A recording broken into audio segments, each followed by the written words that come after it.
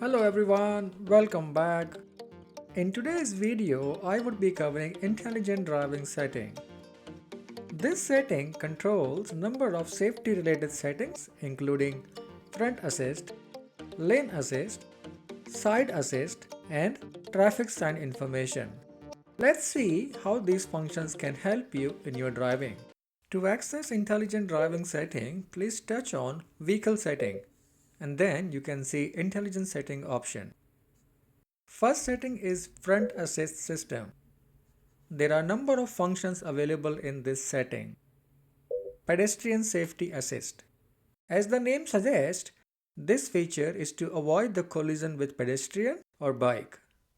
When enabled, there are two levels of safety. If the system detects any pedestrian or cyclist and there is a risk of collision, then initially the system will sound the alarm. If the driver doesn't apply brake, then the system can apply an emergency brake to avoid an accident.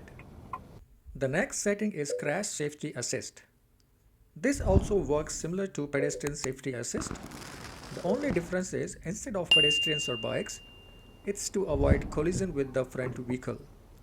If there is a risk of collision, then it can sound alarm or apply an emergency brake. As per the booklet, for both these settings to work, the car speed must be above 30 km per hour. Next is cross assist. This safety feature applies when you are at intersection and there is a risk of collision from oncoming vehicle or pedestrian. As per the booklet, the car speed must be lower than 20 km per hour for this function to work. The next setting is sensitivity. You can choose low, standard or high sensitivity for these functions. I would suggest to keep it at a standard to avoid unnecessary disruptions by the system. The next setting is lane assist system. I have already uploaded a very detailed video on lane assist system. Please watch that video to get an understanding how it works. I'll update the link in description section as well. The next setting is side assist system. Within this we have blind spot monitoring. There are two things happen when you enable this function. First, if there is an approaching vehicle in your side lane, then the corresponding side mirrors will have indication turned on.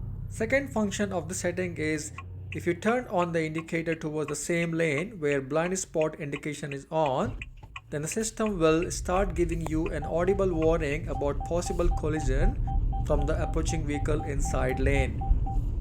The next setting is door open warning. This is linked to blind spot monitoring. If you are trying to open a door and there is a cyclist or a vehicle approaching from behind, then the system will throw an audible warning. This only works if the ignition is on or within 3 minutes after turning off the ignition. The next setting is rear crash warning.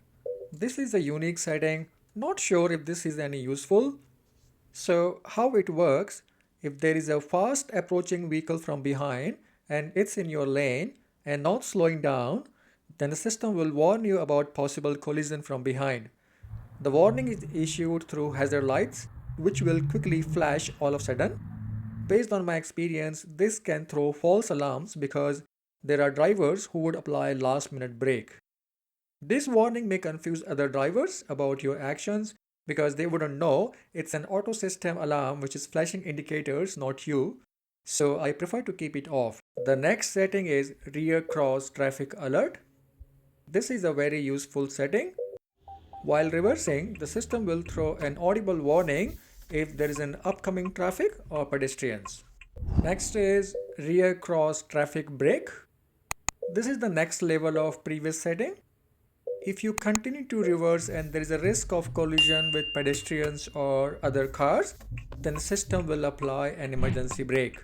Again, an emergency brake is very powerful and it stops the car immediately, which is not a very pleasant experience for the passengers or the driver. And the last setting in this section is traffic sign information. Havel system can detect speed limit from the traffic sign boards and based on that it can take certain actions. First setting here is traffic sign recognition. This will allow system to recognize the speed limit signs. Within this, we got a speed limit warning. If enabled, then the system will issue an audible warning if you are crossing the speed limit.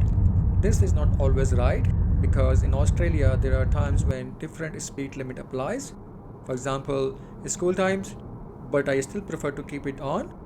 Next setting is cruising speed limits. If you are driving on cruise control mode and there is a speed limit change, then the system will advise you on driver's side screen and would ask your permission to change the cruise speed accordingly. And the last setting in this section is speed warning sensitivity.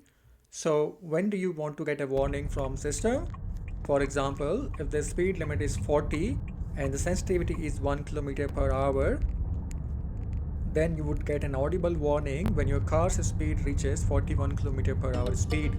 That's it from my side. I hope you liked the video. If you have any questions, then please let me know. Thanks for watching.